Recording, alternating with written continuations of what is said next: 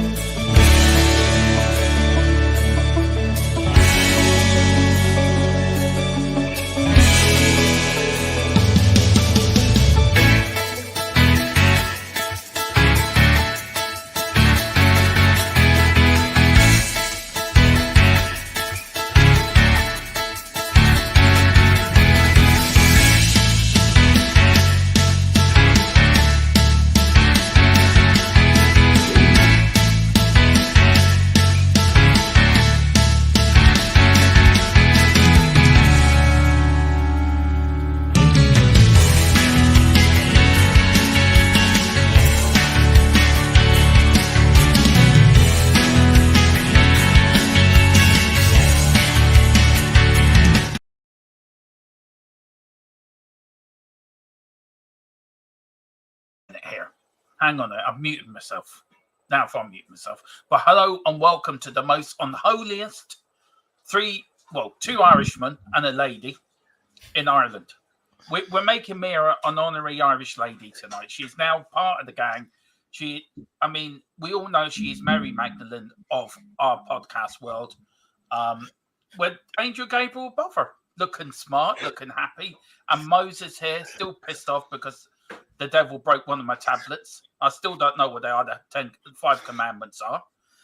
If you're wondering where the devil is, he's busy tonight looking for, I don't know what he's up to tonight. Apparently he said he had other devil business to do, but there you go. But anyway, good evening and welcome to the best show in town. Of course, it is the Unholy Trinity podcast with me, Dermotron, of course, the man himself from Kildare, Mr. David Hotspur Harris, and down below, the mightiest Minnie Mouse you're ever likely to be. She's not known as Minnie Mighty Mouse. She's known as Scrappy Doo. Of course, it's the lovely Mia. Dave, I'm going to start with ladies first. Mia, how are you? And welcome to your debut on the Unholy Trinity podcast. It is my debut. I also get called Pocket Rocket, don't forget. That's another one of my nicknames, to be fair. That's true. Yes. So I've got many a nickname, to be honest. Many a nickname. But you're stuck with Mary Magdalene tonight. That's fine. I'm named after Mary, so it's all good. Fag in one hand and a bottle of scotch in the other. A bottle of gin. Actually, Malibu. I like Malibu. Bottle of Malibu. Saying, get out of my pub. Yeah, I don't know why people say I sound like her, because I don't.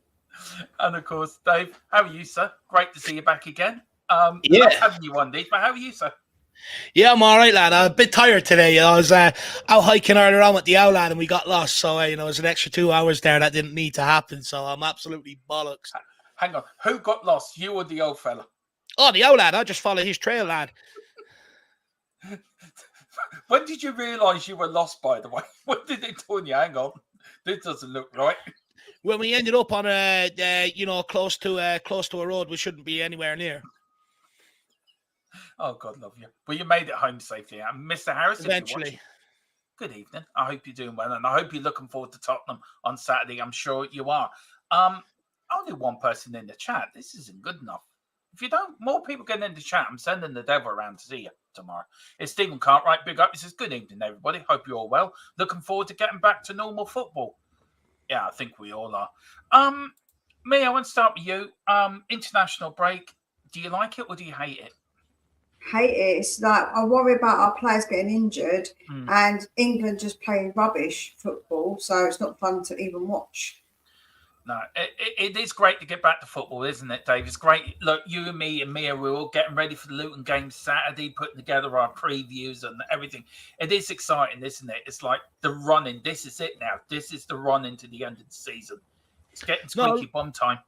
Look, it's do or die, you know. At the end of the day, I think we should come out of this season with some sort of European football. But, you know, Ange's constantly trying to bat away the narrative of top four.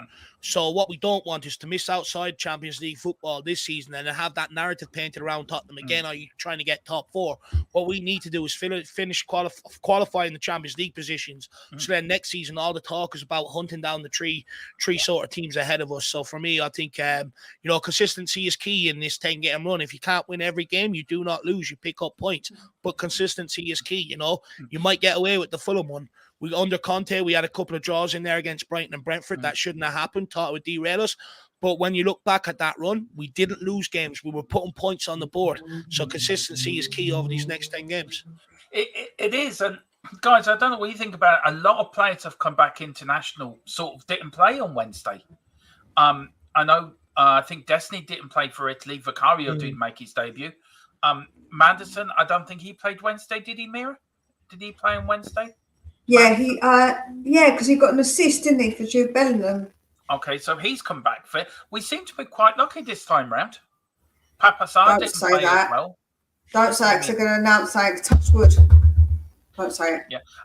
Just very quickly, guys. I got word this morning about Højbjerg and about the noise around what he's been saying during the week about him being unhappy and everything. I've been told to take that with a pinch of salt. Where are you on that, guys? Where are you thinking on the Højbjerg thing? I know, Mia, your reaction to Højbjerg. Get him out of the club. He's useless.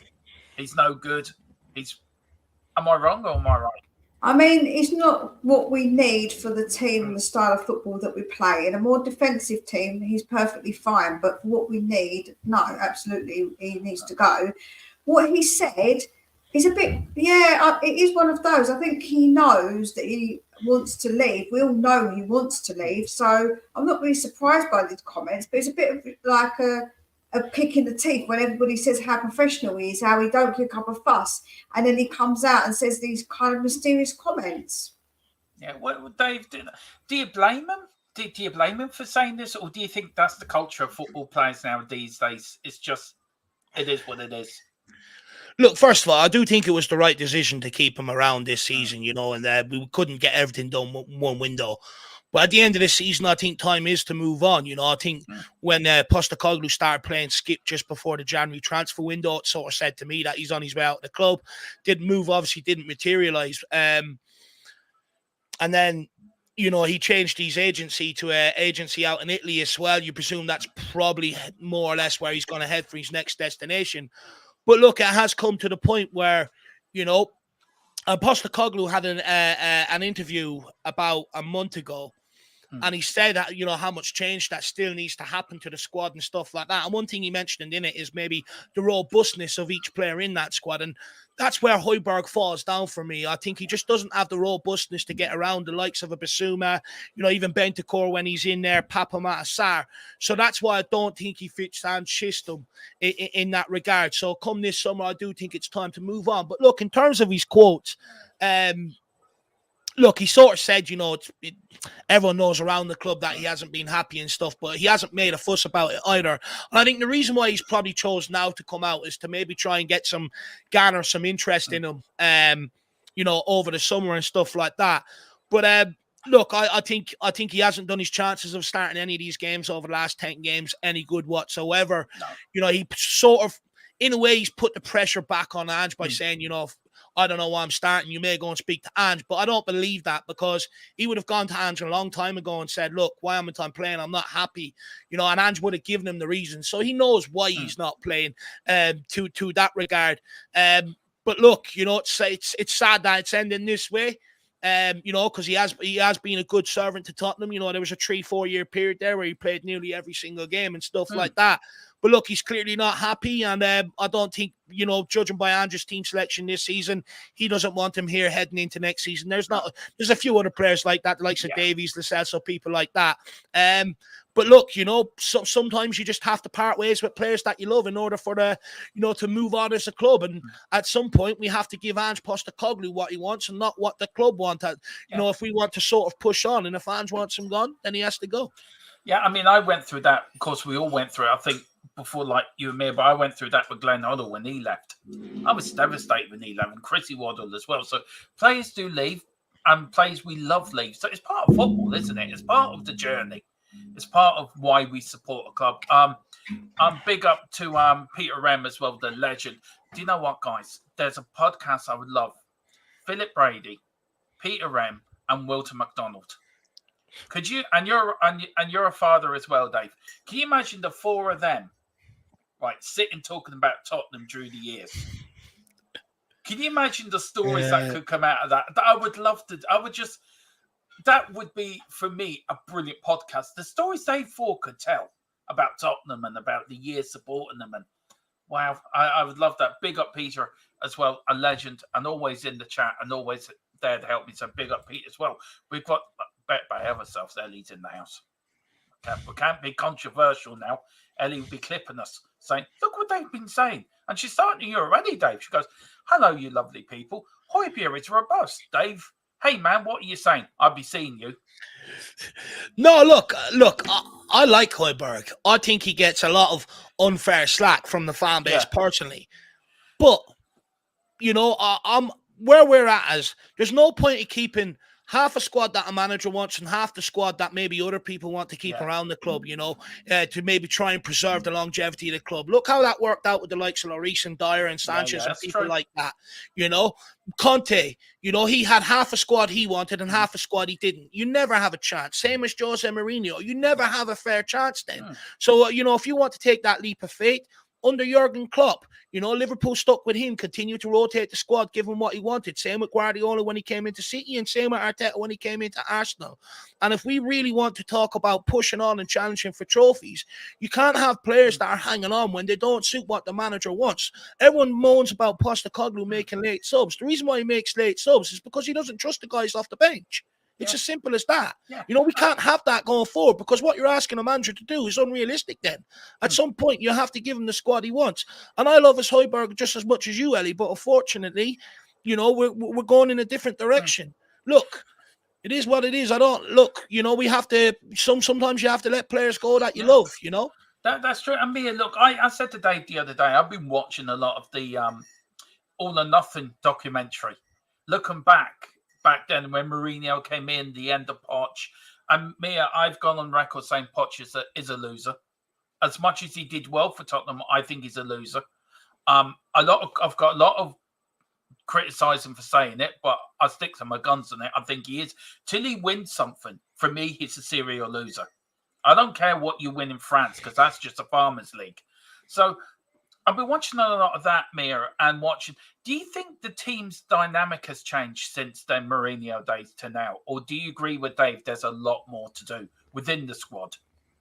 I think both, actually. I think the dynamic has changed because we have got rid of some of those disruptive maybe players, and we've still got maybe a few more. They're not disruptive so much, but not good enough. But there is still more to do because there's always more to do. In football, you can't stand still. You always have to be moving with the times, moving players on if they become not good enough, if they, you know, you have to continue. It's a continuation because that's what Fergie was very, very good at. Yeah. And so you need to be able to do that and refresh your team at the correct time, judge it correctly and refresh correctly. So there's always work to do in a football team, but the actual way that the club, I think, is now is a lot different because there's players are happy. They want to run through brick walls and I mean, who wouldn't? Every time he talks, I just love the guy. Yeah. So I think that the actual way that we feel about the club, the way the players feel about the team has changed massively since. It's then. like Ange is one of us, isn't it? He's like one of the fans. It's like you go down the pub with Ange and have a pint with him and talk football. He's that sort of bloke. Do you know what I mean? It's not like, I don't think you could have done that with Poch or Mourinho or Conte or the Garden Gnome. He's a bit like Keith Birkinshaw, I suppose, in a way, and a bit like Bill Nick. He's rolled into one for me, and I always get 80 vibes. Sorry, Mia, I didn't mean to cut you off. What were you going to say? I was going to say, you've got to have a Keo beer because that's the Greek beer, and take him for a nice kebab, but a good one. Right, what we'll do, we'll get through the chat. We're going to talk a little about international football. Mia's also devastated as well because Greece didn't make it, which I was shocked. So I'm going to get Mia's thoughts on that. Dave, we're going to talk a little bit about the Ireland search. Apparently, Roy Keane was interviewed 3 times for the Irish job. I told you that the other day. There's been Chris Coleman and Sam Allardyce all interviewed. And then I'm going to ask Mia, can Southgate lead England? I'll get your views on it as well, Dave, what you think as us outsiders looking in. Big up to Ellie, says, North London derby, I'm getting an interview with you and Højbjerg. LOL. Ellie's just laughing around the sitting room. Tio's just looking at it thinking, Ellie, what are you doing? And Ellie says, I'm laughing. So there you go. Big up, Ellie. Keep laughing. Dermot, the reason, just quickly, the reason why I have the sort of view I do on Højbjerg, right, is everyone loves Ange Postecoglou, right? But there was an interview done a month ago, and it's gone completely under the radar. And his quotes in that interview was, I think we'll look to strengthen in all areas of the park come the end of the season. Yeah. That's planning. That's already underway. And there's people already in charge of it at the moment. We've got to work. We've got a lot of work still to do on the squad. And I don't think we're anywhere near where we want to be. You probably will take a little bit more than 3 windows to get there for sure.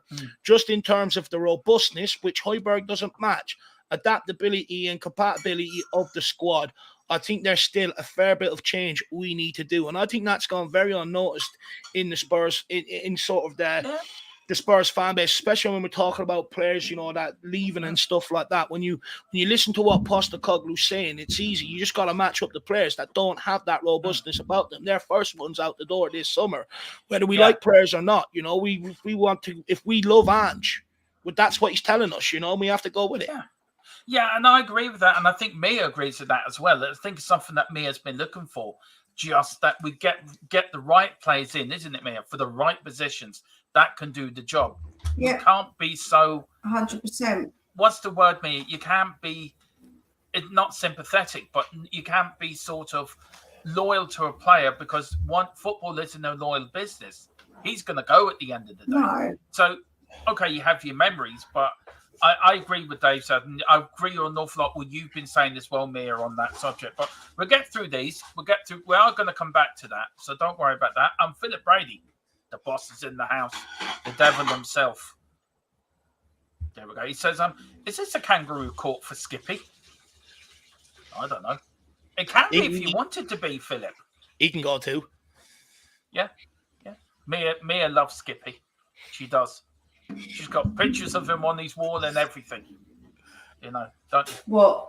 Instead of having Romero, that absolutely lovely looking, amazing guy. Well, hang on. It's only taken Mia. It's only taken you 5 minutes and 33 seconds to get Romero's name in. Well done. No, it's 19 minutes and 12 seconds, minutes. Actually. Sorry, 19 minutes and 12 and 17 seconds. Well, I've got Ellie sending me pictures. She's like, just to cheer you up today. And she sends me a picture of Cutie. So I'm like, nice. This is what I like. No wonder she looked happy coming on the stream. Not just because she's coming on the best podcast in town.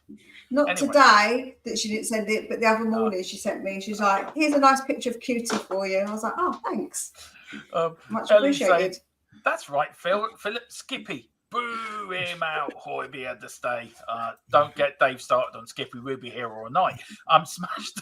Don't get me started on bloody about Højbjerg staying, because I'll be here all night with that bloody nonsense. Do you know I'm still having recovered from our debate, by the way. I'm sort of dishevelled by that defeat. But I'm coming That back. you got absolutely trounced in. I'm coming back for you. There will be a second round on something else. I will be ready. Peter M says we need to be more like Liverpool and refresh the squad all the time, looking forward all the time. Dave, I go back to this. I can remember back in the day, right? And I feel really old saying that. Back in the 80s. Right. And I think you can vaguely as well, Mia. You and me are not too far off ages. No. I don't remember. I was born in the beginning of the 80s. So I was still very young in the 80s. Thank you very much. I'm the old git. I was still watching Gem and bloody Gummy Bears. Dave was in the twinkle in his dad's eye at that point. But I can remember Liverpool in the late 70s, early 80s, right? Only refreshing the team every season. 2 players out, 2 players in. And that's what they did for year after year. And they were successful. Is it right to do that? Is Peter M right, guys, that we need to be more like Liverpool and refresh the squad all the time? Is he spot on with that? Yeah, of course he is. Sorry. So I'll let you go first, me, and then Dave. Sorry. Yeah, no, absolutely. They keep the mainstays of their squad, the ones that they trust, like obviously Alisson. They keep Trent, obviously VDV. Like they keep them there and Salah, but they refresh it because you should. And the reason they were so bad last season was because they didn't do enough in their midfield to change to refresh it, and that's where they went horribly wrong. Everyone was saying they need to change that midfield, and he didn't do it, and he waited to this season to do it, or last year to get the players in.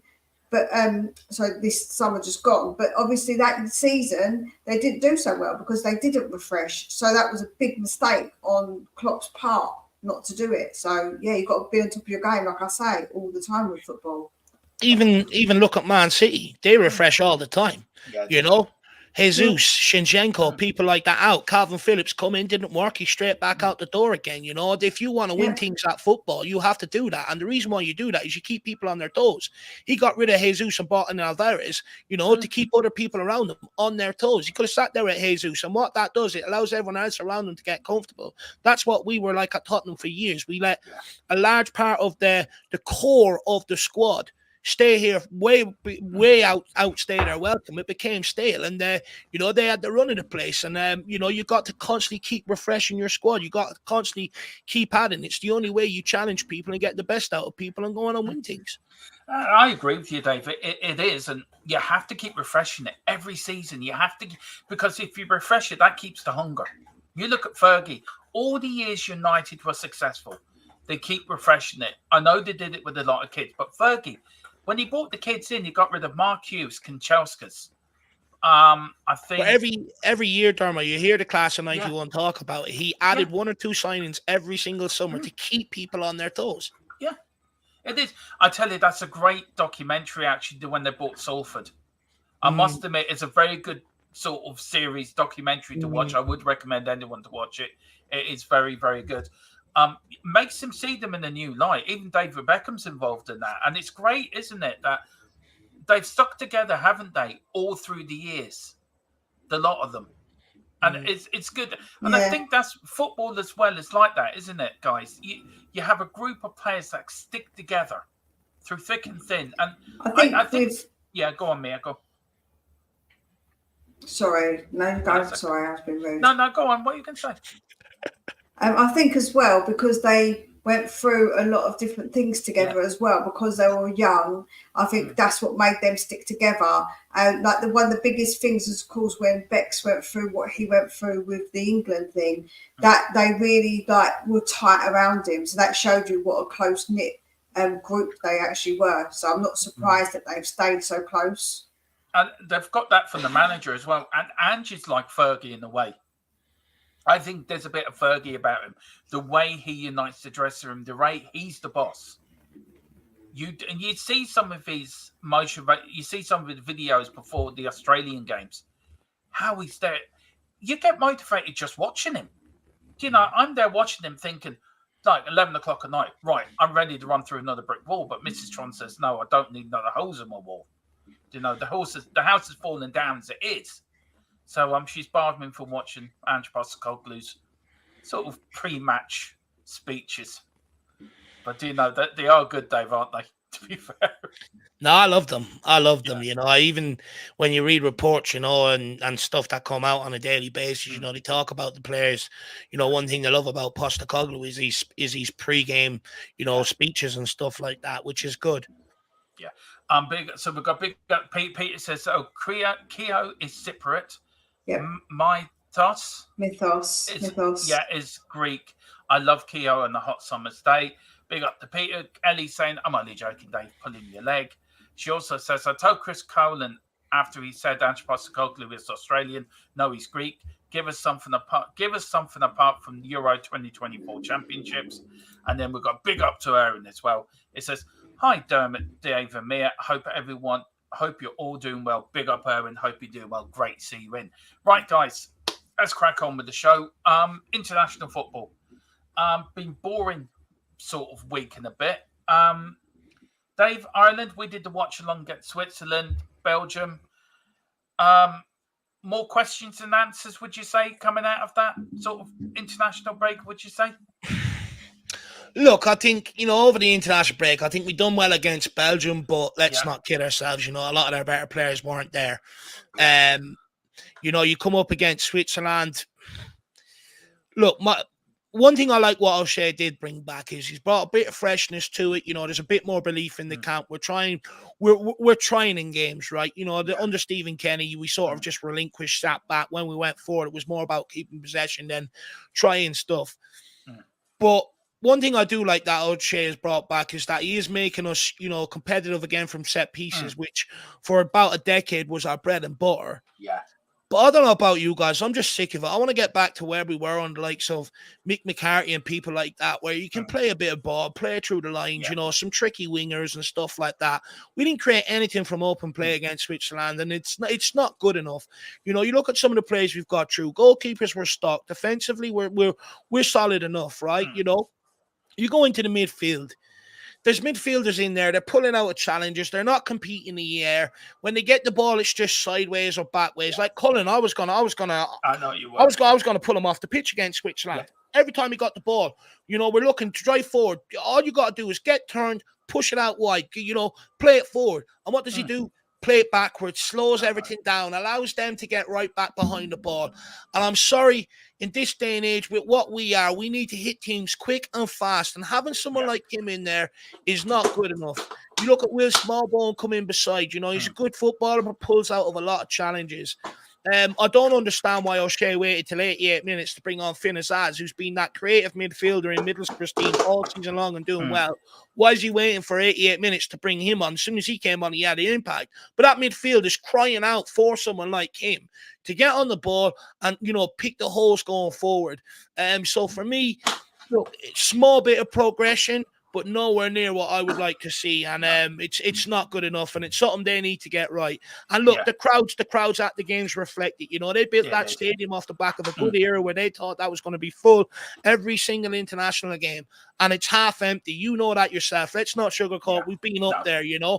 One side of the stand where all the season ticket holders are, you know, is full. The rest of the stands are bloody empty, and it's disgraceful. And Ireland football need to pull their finger out the hole. They do, Dave. And look, I'll give my thoughts on it in a minute. Mia, look, with England and also Greece, Greece losing in their playoff final, charisma, mate, you know, I feel sorry for Greece not being there. Bit of a shock. But I was so glad, like, for who you play, because it's the first time they've ever qualified for a major tournament. And how that would do well for a nation, how we would like in 88 when we qualified for the European Championships, our first major tournament. England, you lost against Brazil. You then drew against Belgium. You got Euro 24 coming up, Mia.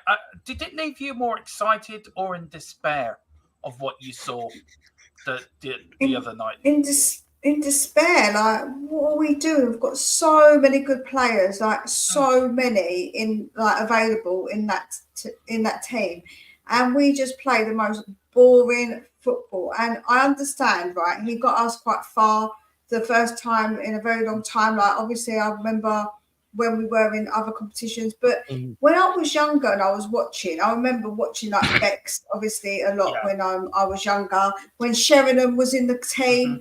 And them times were like exciting.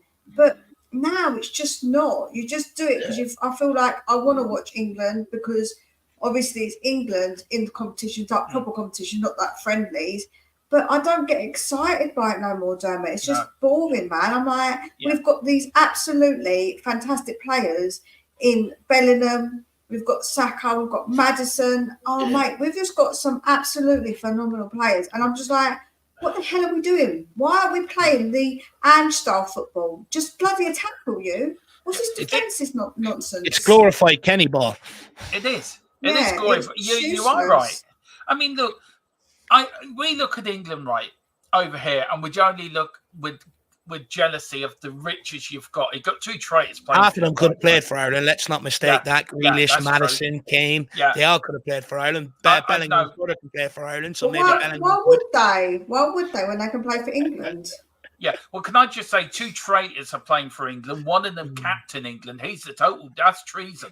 He's just committed treason. He's what we need in our midfield now. He is what we... Now, there's a question... Cry me a bloody river. No, I want to ask a serious question on this, right? And it was asked... I actually saw it in Talk Sport. And I just wanted to ask you guys what you thought of it. I asked Mr. Brady tomorrow. If you've played for a national side, if you get 1 cap for your national side, should you be able to move to another national team? See, the rules are clear around that, though, Darmo. You know, you can play as many friendlies as you want for another country if you've got dual nationality. But if it's a qualifier or anything like that, that's classified as a cap. So, Declan Rice, he used Ireland to get his call up to England. Look, at the end of the day, I'm not going to sit here and complain about it because Ireland have benefited from the granny rule for, decades. Even the Jack Charlton era and stuff like that, where you've got, players that were playing that had either parents or grandparents born in Ireland, but they weren't actually. So I'm not going to sit here and complain about it. The rules are clear. Technically, but look, for me, I think they should just simplify it. You're born in that country, you play for that country. It's that simple. But is it that simple, though, Dave? Sorry. If you've got both parents from another country, just because you're born here, then that doesn't... I'm saying, like, that's the thing, isn't it? Because it's a bit like, okay, say in the UK, if both my parents were Cypriot, which one of them obviously isn't, if both of my parents were Cypriot, I would class myself as born here, but I would class myself as Cypriot, Greek Cypriot. I wouldn't, I would say I'm Greek Cypriot because both my parents' heritage is from there. So is it difficult? Yeah, it is. I mean, because I was adopted, my parents, I was born in Tottenham, but both my parents from Ireland, which makes me automatically an Irish citizen because I was born to Irish parents. You know how the rule works, Dave, so that's true. So, and then when I was adopted, my mother was from Northern Ireland because my father was from Mayo. So I could have ended up playing for Scotland, Northern Ireland, Wales, because my nana on my mum's side was from Wales. My uncle was born in Scotland. So I could have played for the whole bloody damn lot. But I still would have picked Ireland over England. So I think if you play 1 game for that country, being a friendly or being an international qualifier, I think you should not be able to move to another national team. I think it's wrong. I think it sticks 2 fingers up to the country that have helped you through all the development, that put money into you through the system, through the different under 21s, under 18s, and they've helped you along the way. And you're sticking 2 fingers up to that. Yeah, go on, Mia. But really, when you think about it, it's not really because they go to a team, and depending on what team you go to, you might go to an Irish team to start with, maybe, and then if you go to another team when you're still young enough, then they're the ones who brought you through the development system, not necessarily Ireland as that, like, the Ireland team. No, I get that, but you are giving them the international stage to showcase their ability, which heightens their profile. No, I do get that, Dave. The likes of Declan Rice, for instance, he came into the Ireland camp, fine. But he chose England because they can obviously offer him a lot more money because these players get paid. They ain't doing it for free. They all get, a share out the advertisement money and all that sort of stuff. They get paid to play for their country. And obviously, you got a lot of players out there now. They care about their money, and a lot of them do choose, you know, to go where the money is. My question is, if you wanted to represent England, why didn't you turn Ireland down when they came calling? You know, Jack Grealish, we gave him, like, he didn't play for England underage. He played for Ireland underage all the way through. Yeah. You know, and then goes to represent England. What shouldn't be, you know, if a player's, for me, if, like, I know myself, if two countries came calling, I'd know exactly what one I want to go and play for, and I'd turn down the other one regardless. So, you know, there's a lot of players using international football to gain a better profile and all that sort of stuff, which I don't agree with. You know, and that's why you look at a lot of the international football, there's no heart in it anymore. No, you know, there isn't. People are just rolling through the motions. That's all it is. And it's sad, because playing for your country, mate, if you got picked to play for England or Greece, you'd be proud. Greece? I'm not from Greece. Oh, you know what I mean. If you got picked to play for the England ladies team, you'd be proud as punch, wouldn't you? I know if me and Dave got picked to play for Ireland, we'd be sitting there, chests out. And do you feel it's a bit like club before country now, where it used to be country over club?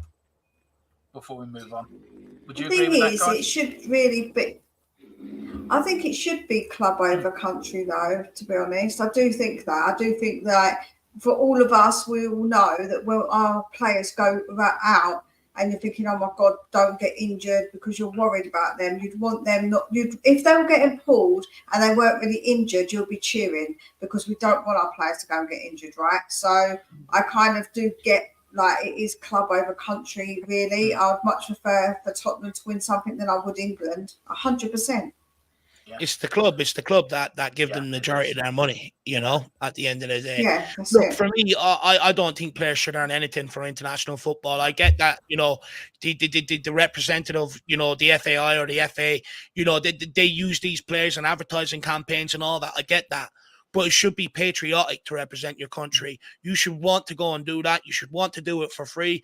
Yeah, okay, if they ask you to do media stuff, try and understand that that's to generate money. And instead of you taking it and putting it in your pocket when you get paid enough by club football, why don't you allow that to be filtered out into academy systems so that when kids do go, you know, down to their local team and stuff like that, that there's good facilities and you're giving every kid a real opportunity to be able to go and showcase his talents and stuff like that. Take money out of players being paid on international football, and then you'll know who wants to be there and who doesn't. You know yourself, Dave, over here. I mean, it's not like that. England football is the national sport of England. You know full well over here, GAA and rugby comes before soccer over here. You know that for a fact that's going to happen, and you know full well that the FAI are broke. The government are not. You know, they're bailing them out, and it's a joke. And it's another conversation where we can have another time. When Philip's with us as well, because you could go round and round in circles. But look, and also I want to say big unlucky to Wales as well, who lost to Poland on penalty. I have to say, did you see Ben Davies after the game, given the rallying call to the Welsh players afterwards? What when he lost? Yeah. What did you think of That's that? great. A lot of people are saying how proud they were of Ben Davies doing that. I would love to know your reaction to that, Dave. Loser's mentality, to be honest. You know, what's the point of doing it when you've lost the game? Yeah. I'm sorry. I know he can't go and win the game on his own, but it's too late. You know, I'm sorry. There's too many of these pretenders in football, you know, all giving it that to the crowd after the game and all that sort of stuff. Do better in the game. I thought he played quite well, actually, that game, what I saw of it. I didn't think he did too badly, actually. I thought Wales but great players, Dermo, drive their teams forward. How many times do we see Robbie Keane do that for Tottenham, Damien Duff or Roy Keane and stuff like that? I know, that's true. That's true. Look at Germany, 2002, last minute. Robbie Keane with that equaliser. Great days. We can only look back in them days and just cry why Mia's going to a international tournament in the summer. Damn. I want Jack. Can we dig up Jack Charlton and sort of take his DNA and just, you know, make another Jack Charlton day? Do you think we could do that? That's the football John O'Shea tried to play over the international break. Look at every time the ball went to Brady or Coleman, hook it in behind the fence, put him under pressure. I've been telling you that for the last 3 years. Everyone. Well, that's what he's done. That's what he's done. But exactly. It doesn't work in modern day football. I'm telling you, it does. You just modernise it. Put them under pressure. Jack was right. Put them under pressure. Right. Go through some of the chats and then we'll get back to it. Peter M says, apart from the Euro playoffs, which for me, barbecue, like wherever, in Wales and Poland, it was a bit dull, as most of the games are friendlies. Big up to Ellie, says my family. We are lucky for Spurs. Yeah, we all love Spurs. Tequila's in the house, 316. Big up Tequila. Hello, lovely Mia. Hello. Okay, Dermo. And hello, Mr. David, sir. So you get a nice hello. David gets called a sir, and I just get okay, Dermo. I'll take it. I've been called worse. Yeah. I mean, yeah. You've been called worse, Dermot, so, just accept it and that's it, move on. Okay, Mary, down the bottom there, with a fag. Do you believe this? Mary down the bottom's got a fag at once on, the bottle of gin at the other, by the way.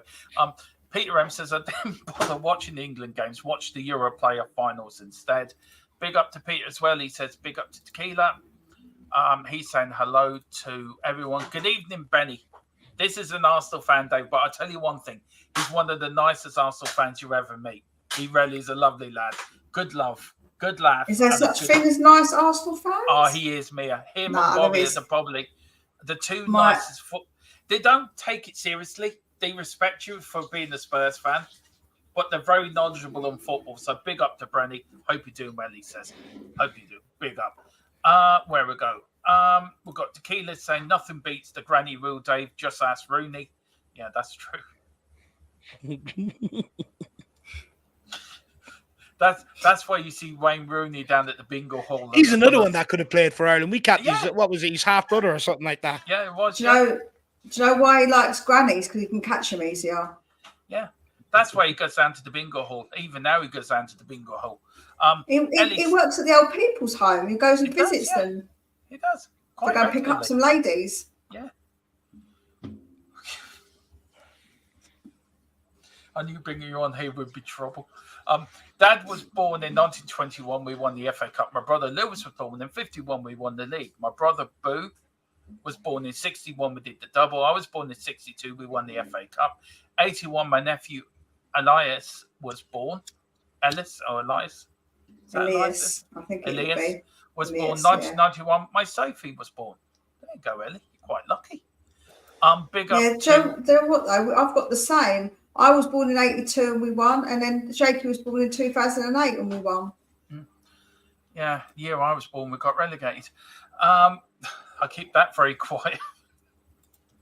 Actually, the day I was born, I think we lost 2-1 away to Leeds. Tequila says, got a cast at 10 p.m, so only dropping in for 20 minutes. Hope everyone is well. Big up Tequila. She's just saying hello to everyone's just saying hello to everyone there. Tequila says, Ben Davis is Welsh Mafia, as you know. And he also says, think Roy Keane all the way, Erwin.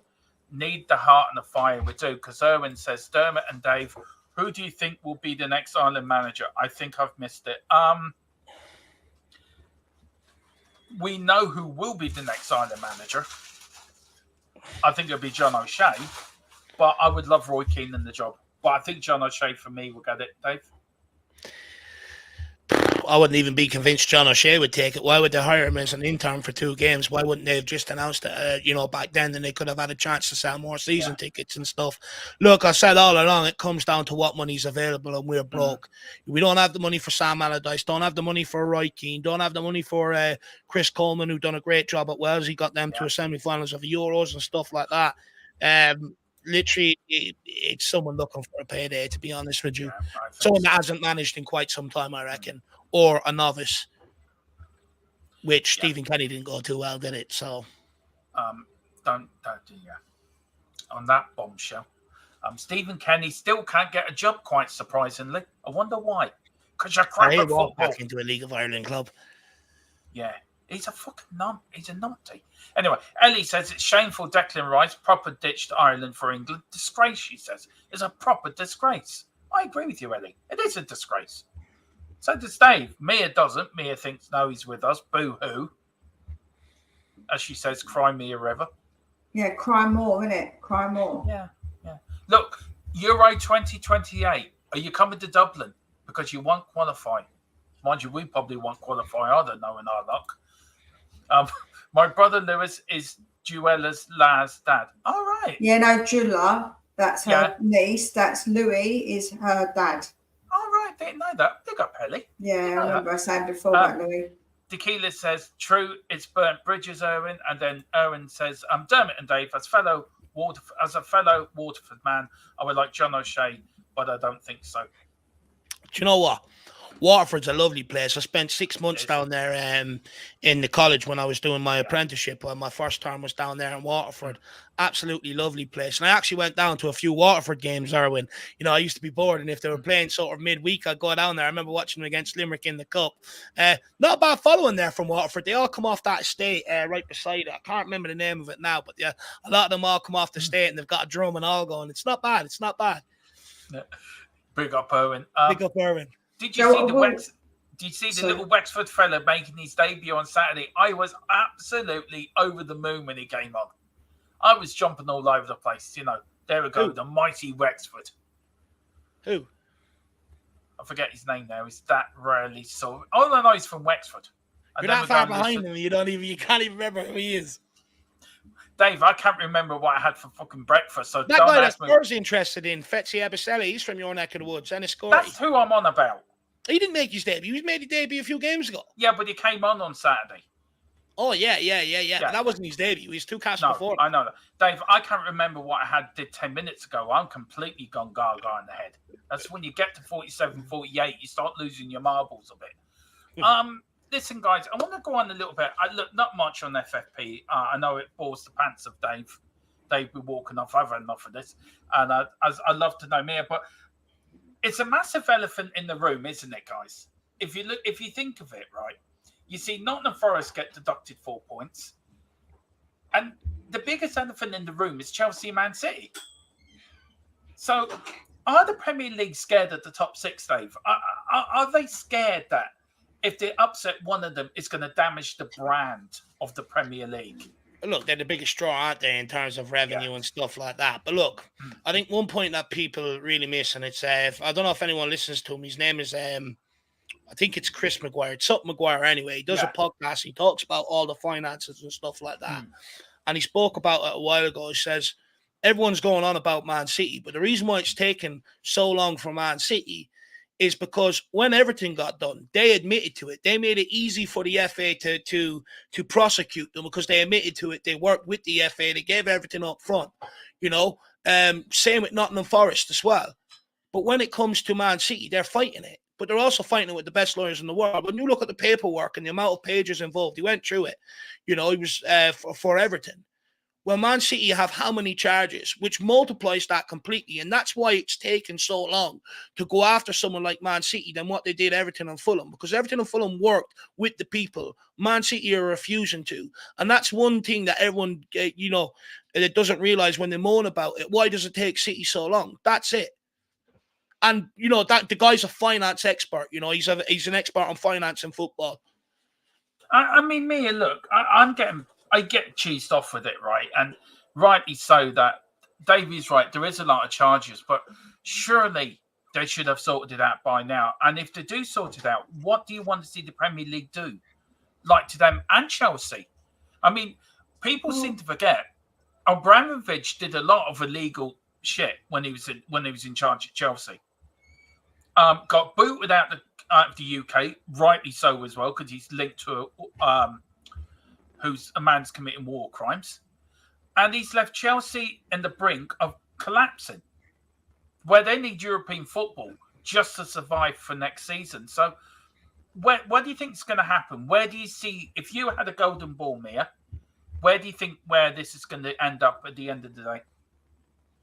I just couldn't tell you, but Dave's spot on though. What you're saying, like, I get it, right? And you're like, but what about this with Man City? But because they're fighting it, they're saying, we're not going to give you information. We're not going to make things easy for you. We're going to prolong it because we think if we prolong it, we're going to get stuff dropped because you can't be asked with it. That's what they're trying to basically do. With Chelsea, it is a bit more complicated in a way because they sort of admitted to it. And, of course, there is like a complication of finding out exactly what happened with Chelsea because it's under Abramovich. And I think they're changing the rules. I don't know if the rule applies now to them. I think there's a rule change to do with how many years they're going to be able to do it over. So, and because they're a new ownership. So God knows what's going to happen with them. So I think because them cases are a bit more complex, that's why it's taken so long. And listen, what will be will be. The outcome should be what's the truth. If it's the truth that they've cheated, they should be punished. That's what should happen. You know what I mean? If they get found guilty. Yeah, you're spot on, because the thing is, you can't prosecute someone that hasn't admitted to anything. The other club's admitted to it, so you can prosecute them a lot quicker, right? Yeah, that's how. But when you look at, even like, if we're going to talk, like, law is obviously very different to what's going on now. But in the law, if you get arrested for something and you admit it, you don't go to trial. You literally, they give you a sentence. They do a sentencing hearing. But if you don't admit it and you say, I'm not guilty, you have to go to trial and evidence has to be given. And this is exactly what City are doing. Because they've not admitted it, they have to go and put all the evidence to prove it. But it's the same thing. The Premier League are looking into them. What UEFA charged them with. And UEFA already proved that they broke the law. But they proved some of it, but some of it was dismissed because of time frame, but some of it wasn't. There was parts of it that were dismissed in... Anyway, the rules are different for UEFA than for us as well. Yeah, well, they're bringing it into line with UEFA, I think, from next season. There's a documentary out there called The Football's Biggest Scandal. It's on YouTube. I would recommend anyone to watch that. It's all about the farce of the UEFA and Man City thing and how CAS was ritually, I think Man City bought their way out of that. Personally, that's my own opinion. Look, for me, I think Man City should have the book thrown at them. They've broken the law. They've broken rules. They should be deducted down at least to the Championship. And I know what I've been hearing as well, that there's a lot of problems between the EFL, because the EFL don't want Man City. So where can they end up? It's a mess. It's an elephant in the room. And even with the Chelsea thing, I mean, I'm just going back through my phone here, what was given to me a while ago. I mean, Chelsea, are yet to be charged, but they spent over $1 billion. Top Bunny spent $1 billion, guys, on players. Yeah, we know, but what happened there was he drew the contracts out over 8 years, so that's how they were able to, they basically they use it's changed now, so you won't see that happen again. But what they done was legit because the rules allowed them to do it. But do you feel, right, as a football fan, there's a lot of Chelsea fans now up in arms at how Chelsea's being run, and you look at Tottenham, how Daniel Levy's run us, and yet there's a lot of frustrations there, of course, especially with the ticket prices, which we're going to get onto in a minute. But if you look at it from the way Daniel Levy's run us and Todd Bowley's running Chelsea, or even the Glazers running Man United, do you think a lot of fans are looking at Tottenham guys and thinking, that's how you run a football club? Do you know? I know it's not. Look, I don't want to get down to the root of what he could have done, but if you're looking at it from keeping the club afloat, do you know, not leaving it in major of debt, if you know what I mean, like Man United or like Chelsea. If you're looking at how you run a football club, how you regenerate the money, is Tottenham the model going forward, do you think, how they're doing it now? Look, I think from a Premier League perspective and stuff like that, it's the ideal model. They'd like every club to do that. It solves a lot of headaches and stuff like that.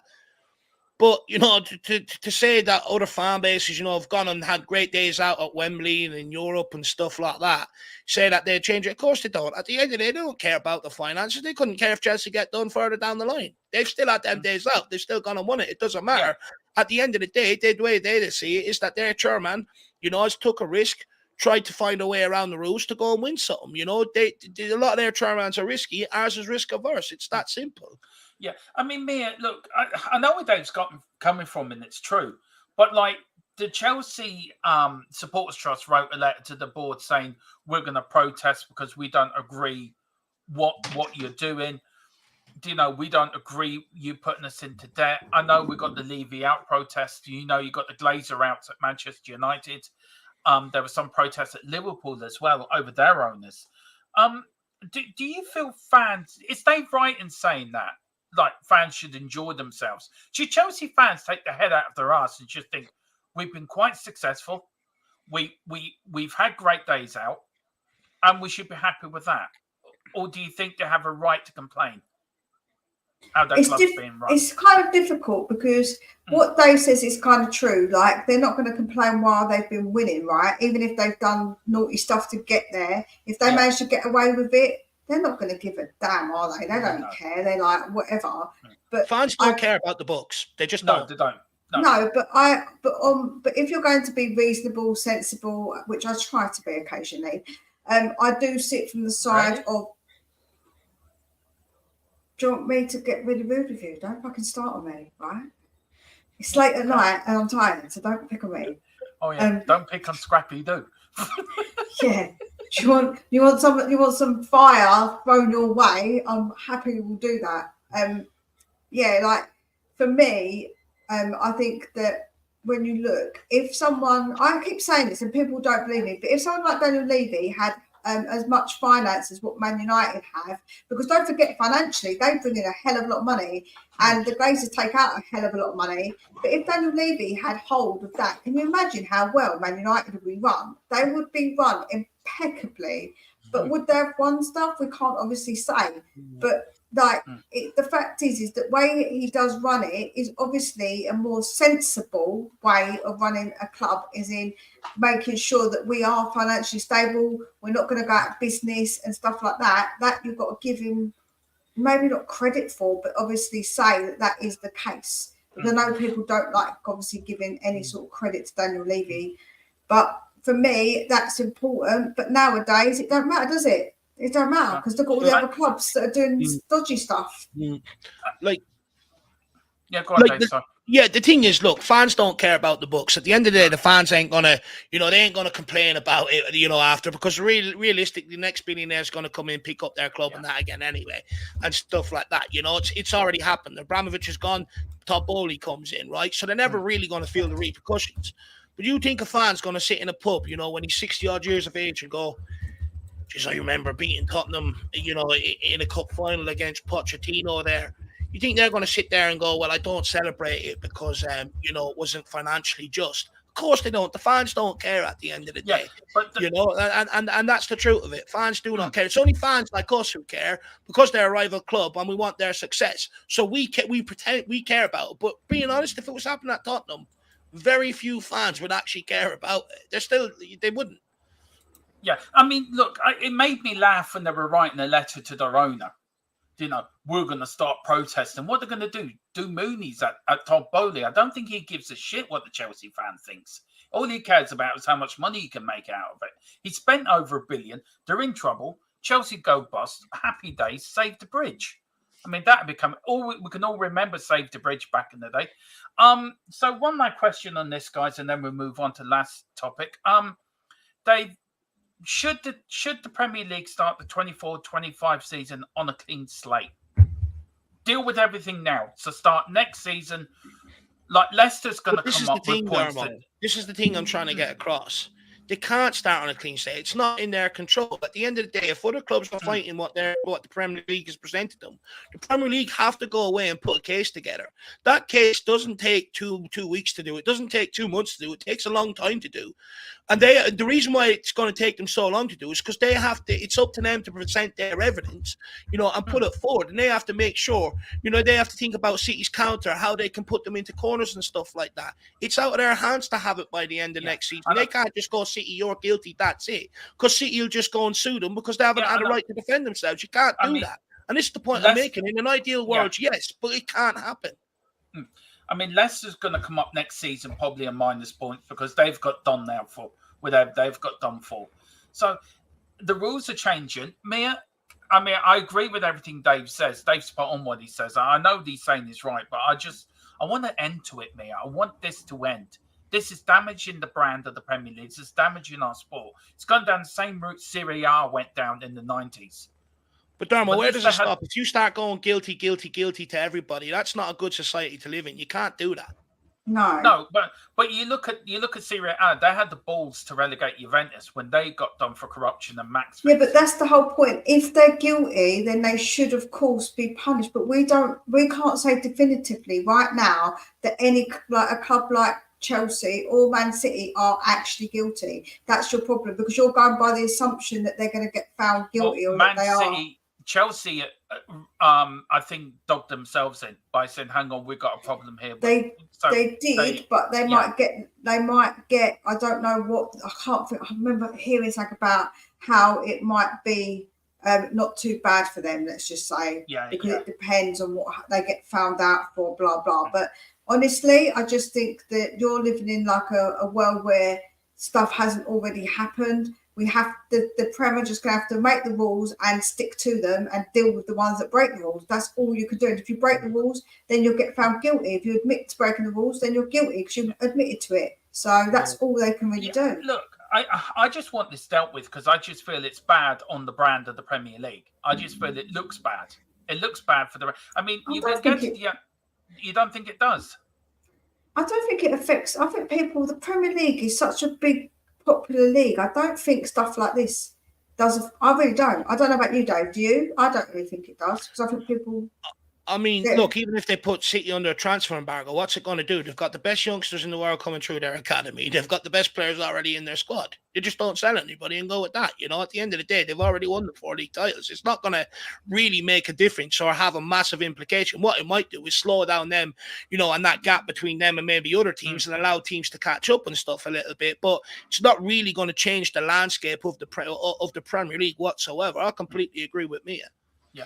And also what Peter M's saying, there's a difference between criminal corruption and what Juve did and FFP rule breaks. Like criminal corruption is completely different what that happened. Yeah, but they got done for match fixing, so that's still... Yeah, but that's criminal corruption. That's not FFP rule breaks. It is very different, like to what's happening in the Prem. I know. I just want an end to it because I feel this is just dragged on. I'm just getting annoyed. I just want it dealt with. I think everyone does, Darmo, but unfortunately we live in a world where, you know, you have a right to defend yourself and, rightly so. You know, you can't just go around and deem people guilty and stuff like that. You have to give them It's innocent until proven guilty is the way it is.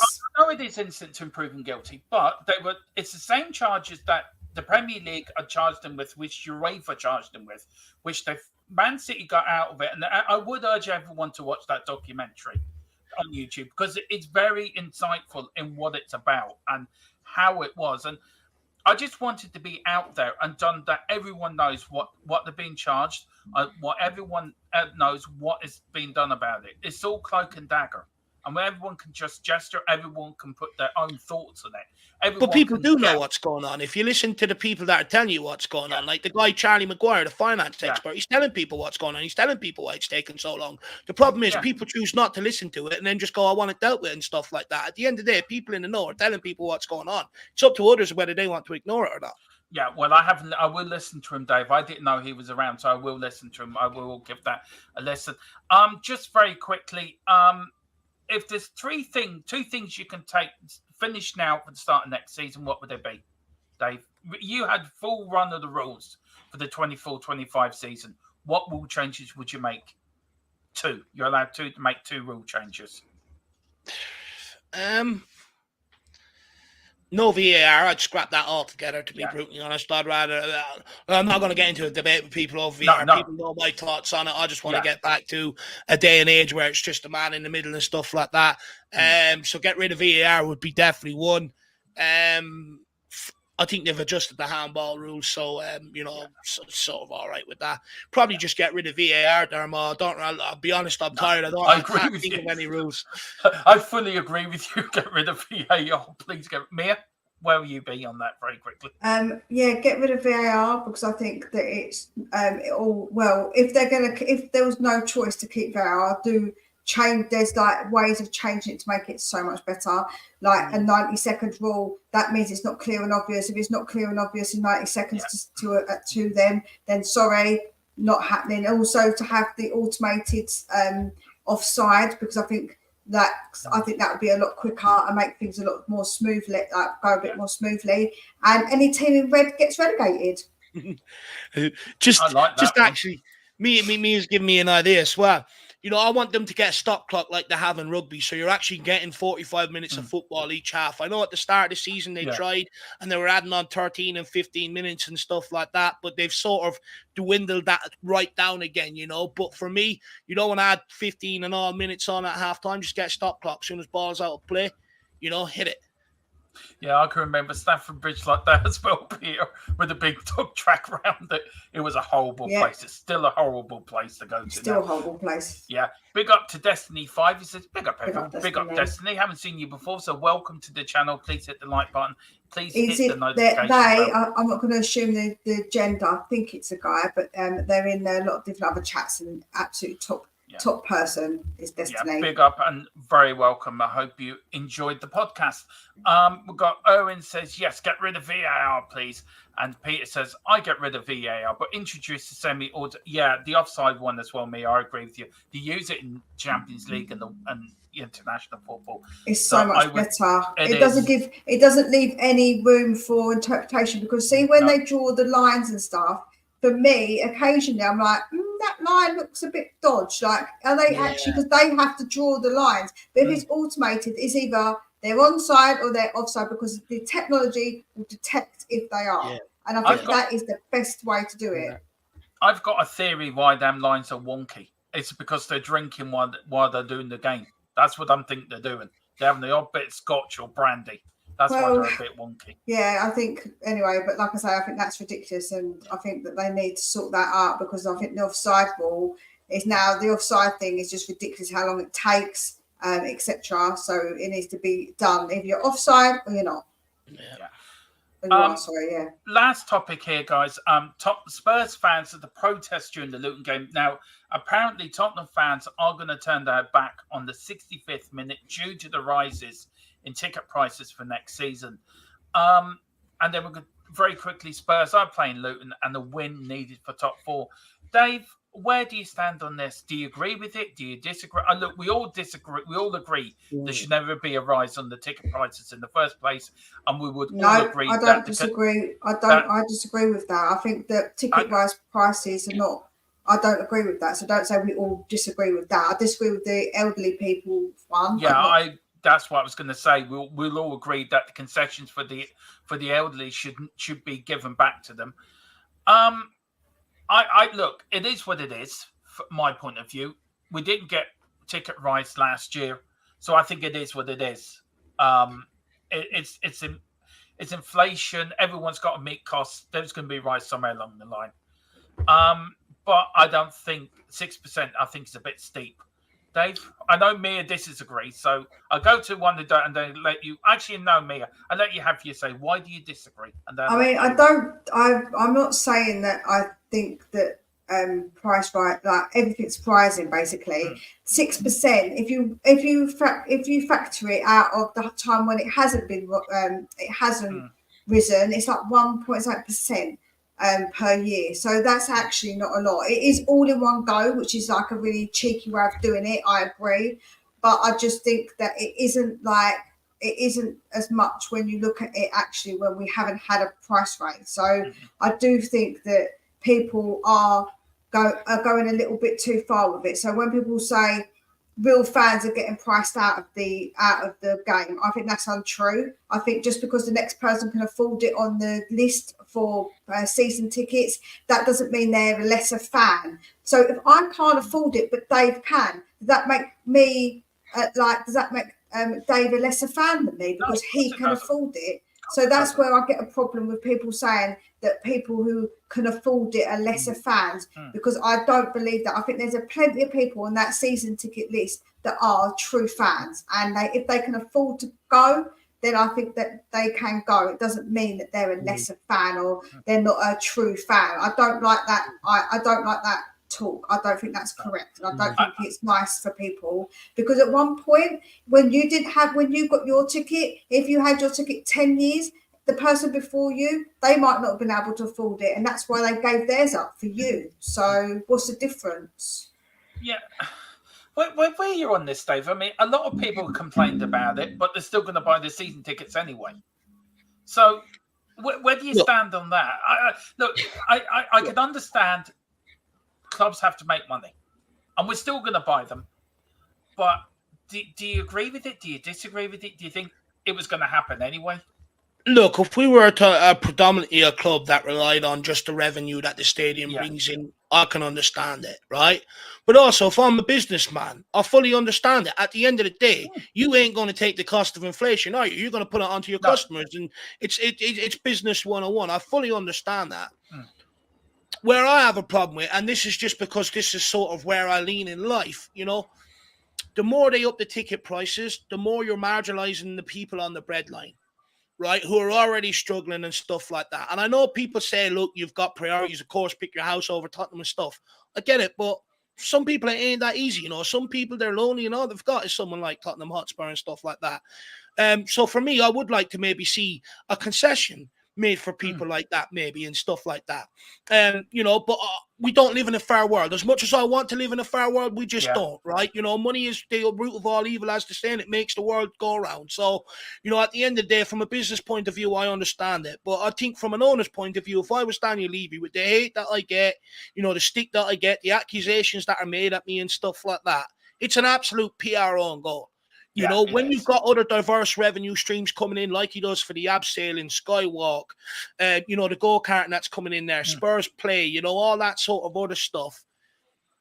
He could have used one of them to subsidize it, you know, especially off the back of him coming out earlier on in the season to fan meetings and stuff like that. And you know, I would say some of the, you know, a lot of the fan base were maybe starting to maybe warm back to him a little bit, or maybe, you know, give him a second chance and stuff like that. And I think it's an absolute PR own goal in that sort of respect to him. I completely disagree with the senior concessions being taken away. For me, I grew up and I was always reared, respect your elders. Even if you don't like what they have to say, you respect them, right? They're the people that have paved the way for the world that you live in, the future that you know, and everything else. So for me, you know, I think there should be a concession for senior citizens, because I was reared. You always respect your elders. Yeah, exactly. I was brought up the same. Sorry, Mia. Just want to get to the point before I bring you in. Look, I was brought up the same, Dave, to respect your elders. So I agree with you wholeheartedly on that. Where, go on, Mia. I'll let you go ahead because I was going to make a point. This gone. So sorry. I'll let you go ahead. Sorry. What I'll quickly say is that the one thing I actually agree with is with Sean, who said this. Big up the donut. Is that basically if you're a senior and that you come in and get your ticket now and then you get concessions, I don't think that is a very fair way of doing it. Maybe what Dave actually said is probably a good idea. Maybe do a means tested discount for everybody. So whether you're older or younger, to be able to get a discount if you are struggling. I think that's probably the fairest way to do it, is a means tested one. So then it's not age discriminatory. That way everybody who struggles gets that discount. And I don't think that's actually a bad way to do it. And I'm not asking, I completely agree with you, Mia. I'm not asking, you know, for people, you know, because then people with more money will say, oh, but you're marginalizing us. I'm not asking for that. But what's the cost of 5,000 tickets at a concession to people that are maybe on the breadline, right, over the course of a year? It's absolute minuscule. Absolute minuscule. You know, you're not asking for a large chunk. You're asking for 5,000 maybe, if even. Yeah, no, I get that. I think that's actually a very good point, Dave. And like, I think that a lot of people are making a big song and dance about it, yet they're paying higher prices and they're going to go and pay back higher prices for their ticket. When, like you say, there are people who might struggle, who, the thing is, you could put it up by £50 and someone might not be able to afford it. Unfortunately, that is life, because in life, sometimes I buy shopping nowadays, the money that I have to pay for shopping, which is much less. So I have to make much less, go further, because I can't afford to pay more for my shopping. So it is difficult. I mean, I went and got my shopping today, and I was looking at it and thinking, we paid how much for, and do you know, to me, it didn't seem the amount there added up to how much we paid for it.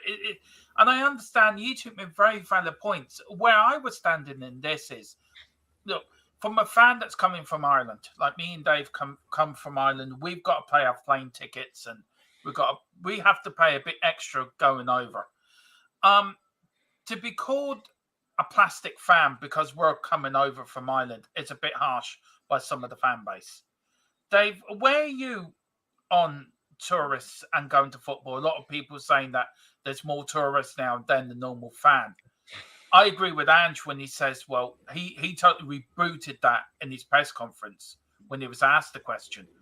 So where are you on that? Well, look, first of all, that accusation doesn't stack up because I believe 42,000 tickets in that stadium week in, week out are season ticket holders and other sort of people that are members of other clubs and stuff in the club. So, you know, they're not all tourists, right? So that means there's another 20, maybe just a little bit more than that. Now, some go on the exchange, and you've got other people, you know, from in and around London and people, stuff like that get that. So you would say, unless, again, you know, where you're getting your tourists, is Spurs supporters club around the world who pay a fee, you know, into that club, which the club pays a fee, you know, for that affiliate and stuff like that, you know, and stuff like that. So that argument doesn't stack up when you actually look at the amount of season tickets sold and stuff like that. And that are there for the stadium. But look, in terms of being a plastic fan, I mean, look, I've never been called a plastic fan by anybody. I've been very well received when I've gone over there. You know, no one's really ever made a problem of me being from a different country being there, so I'm not going to go down that route because I've been very well received. But look, you know, the point I was trying to... Look, I just want to say I'm just as passionate as everyone that lives around Tottenham or people that could go to games, you know, just because where I geographically live, it doesn't mean that, you know, I don't wake up, think about Tottenham the same way, read about Tottenham the same way, you know, watch games with the same intensity, the same passion, feel the losses the same way, feel the wins the same way and stuff like that. You know, you've got people that live in America, right? You get a midweek game, right? You get an early game on a Saturday and people work weekends. Them guys are getting, or if it's a 12:30 kickoff, them guys are getting up at like 4:30 in the morning. For Jack, for instance, right? 4:30 in the morning. And then after that, some people ain't as lucky at that and they have to go and do a full day's work after that. You know what I mean? That's dedication as well, right? Yeah. Well, can I just say, I wasn't saying that, by the way. Can I just put that out there? I was only saying what a question was asked to Ange. Sorry, Mia, go on. Yeah, Joe, what? I think what Ange said that in that press conference was absolutely spot on. I actually find it a little bit offensive that with certain types of fans get called day tripper fans or fans that are not real fans. Or listen, if they're coming into our stadium and cheering on the club, then they're fans, right? That's the way I see it. Whether you are from Australia, America, Korea, whatever you want to be from, like that's the way I see it. And I just get really it really frustrates me when I hear stuff like that, because I just think you just sound like it's just snobbery. It is a little bit of like football snobbery that they don't want certain people coming and supporting our club. That's what it kind of sounds like. It might not mean that, but that's kind of what it sounds like. It angers me. It really pisses me off when I hear that, because we're as much Spurs fans here, and I respect them people in America or Australia or Malaysia who get up at silly o'clock. But likewise, though, Dermo, we also respect the guys that can get down there and make our voices heard because of where we live and we can't do it, but they can, you know, likewise. Exactly. I just feel it, and look, the point I was trying to make was there's always a lot of arguments saying about tourist fans, football's not what it used to be and I think it's a load of bullshit, because as you rightly said, Dave, 42,000 of that season ticket holders, then it's only the rest of the supporter clubs. And when Ange was asked that, I was so pleased with his response. It was like sticking two fingers up with it. I've got respect for anyone that gets up at 4:00 in the morning to watch Tottenham. We do it.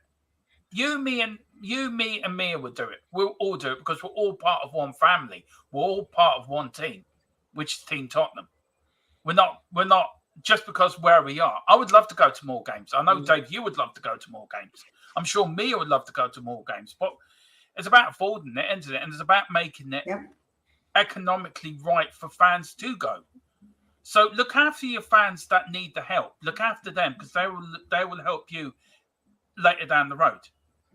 Would you say that, Dave? Look after, as you say, look after the ones that need help. And, you know, I think the club should do that. Or do you think just do what you said? Just means, as Mia said, means test it and do it that way. You think that's the way to go? Well, I think if you want to sort of try and include everyone, right? I think, you know, because that could also, you know, people automatically think because some of the seniors have lived their life that they're all sitting there on big retirement funds and everything else. You know, it's not the case. You know, some of them go straight onto a government pension. You know, they're also on the breadline, right?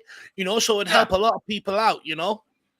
And like I said, I'm not saying a large proportion. You know, you could work it out where, you know, you could, for instance, like say, right, we can give this much concessions, and people who buy Spurs play will cover that. You know, but we still have all the other large revenue coming in and stuff like that. That's all I would propose for it. But like I said, you know, I completely disagree with the senior citizen concession. Yeah, I do. Completely. Listen, can I just say again, I'm not calling anyone plastic. It's just the question that was put out there by other fans. No, we know that. And do you know what? And like Peter M says, I didn't go to Spain before because I'm disabled. And can I just say, big up the Spurs? I went there. I've got a few medical problems. And can I say, Tottenham were absolutely fantastic with me. Absolutely brilliant. Let me because I had a bag for a bit of medication, and they let me bring my rucksack in with me and everything. So big up to Tottenham. Absolutely. I meant to say before, but they were brilliant with me. So top. And they do look after everyone. So big up to the lads on the gate. Because I'm disabled, as I don't like being in crowds. I know how that feels, Peter, believe me. But I have followed Spurs closely all my life. Am I plastic because I don't like crowds? No, you're not. You're a Spurs legend.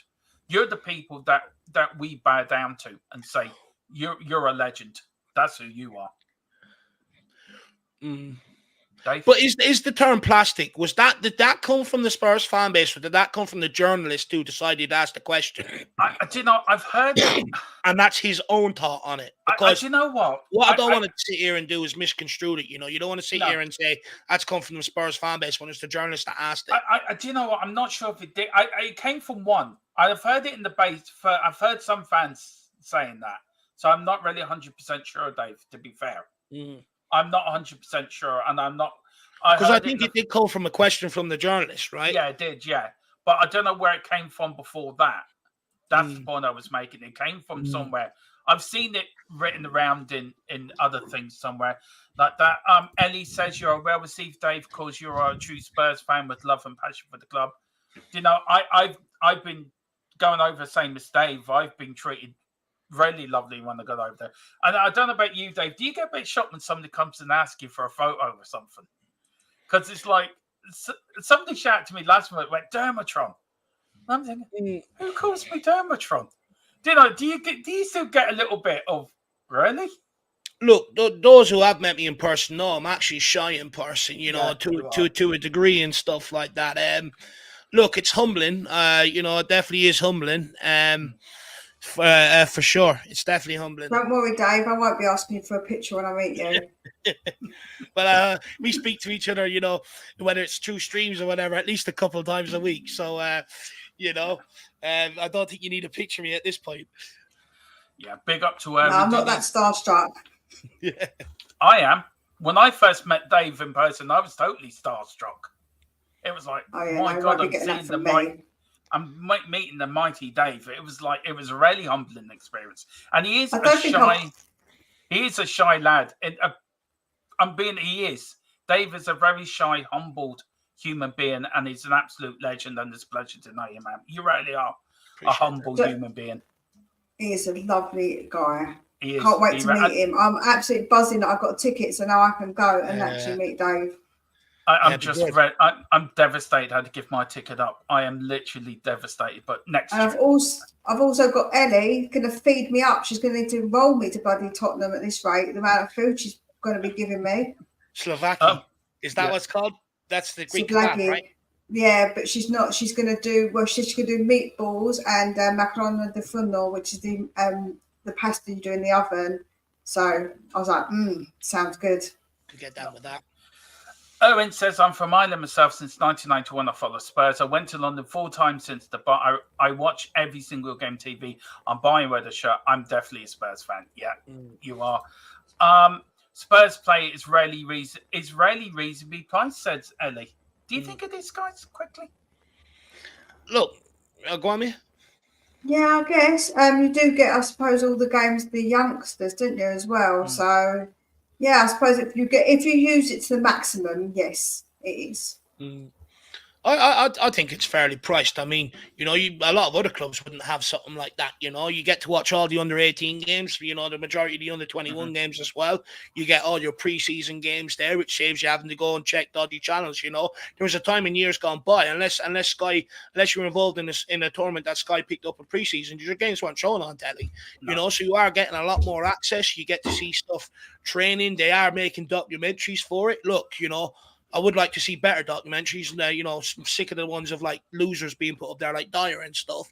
Give me better documentaries and stuff like that. But I do think you get good bang for your buck on it. You do. Sorry. Yeah, go on, Mia. So go on. I was saying I might petition to get a Romero one now, but I'll say so. I will get Spurs play if you give me a documentary of following around Romero everywhere he goes, including the shower. All access. All access, 100%. Oh God, Mia bringing it down to forgotten level. Try and make the next documentary Tottenham All Access. Just get me in with the camera. Yeah. Mia's just going to stay in the shower. Just wait for Romero to come in. You're guaranteed that's what it will be. Full episode. Mia. Well, you might just need a bit of help in the shower. You never know. Anyway, on that bombshell, we'll end the podcast, Dave. Mia, thank you for coming on. Oh no, you've got to read out what Ellie said. She's generously inviting Dave as well, and she's doing Sublaggy as well. So Sublaggy, yeah, she's doing it. Big up, Ellie. Big up, Ellie. Look, I wouldn't say no. She's gonna have everybody at her bloody house at this rate. Oh, bless her. She says, she says, Dermot, if you get a ticket, you two are invited. Oh, thank you so much, Ellie. You're very kind. And DJ Samuel has sent in a super sticker, €3. Let's see what it is.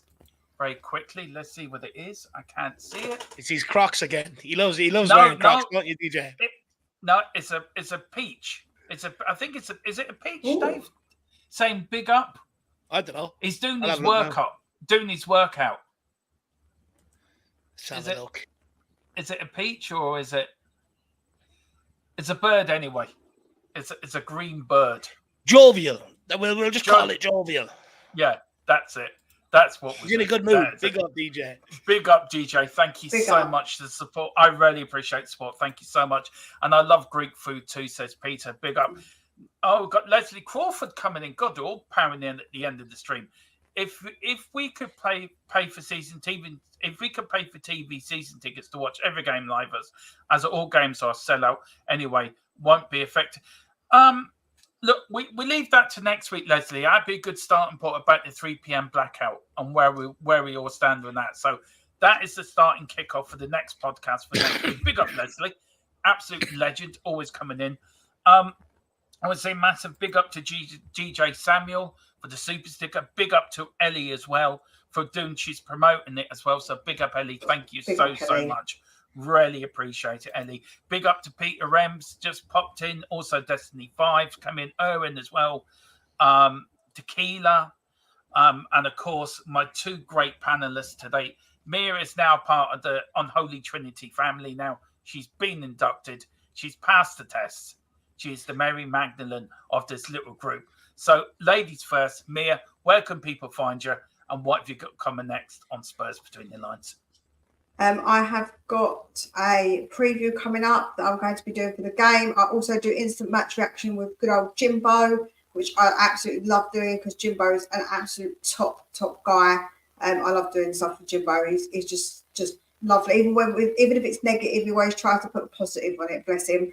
So yeah, and then I'm going to think about changing up what I'm doing, but I've not quite decided yet. So watch this space.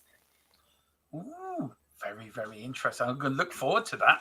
And Mr. Harris, the legend that is the man himself, one half of the Hotspur duo with him and Mr. Jack Kanicki. What have you got coming up? I think you got the fan show tomorrow night, sir, have you? At 8? Yeah. So I've got channel predictions coming out in the morning, fan show, and then there'll be a predicted lineup out as well, and then all the game day content then on the Saturday where I think you're on there more for the pre-match and that.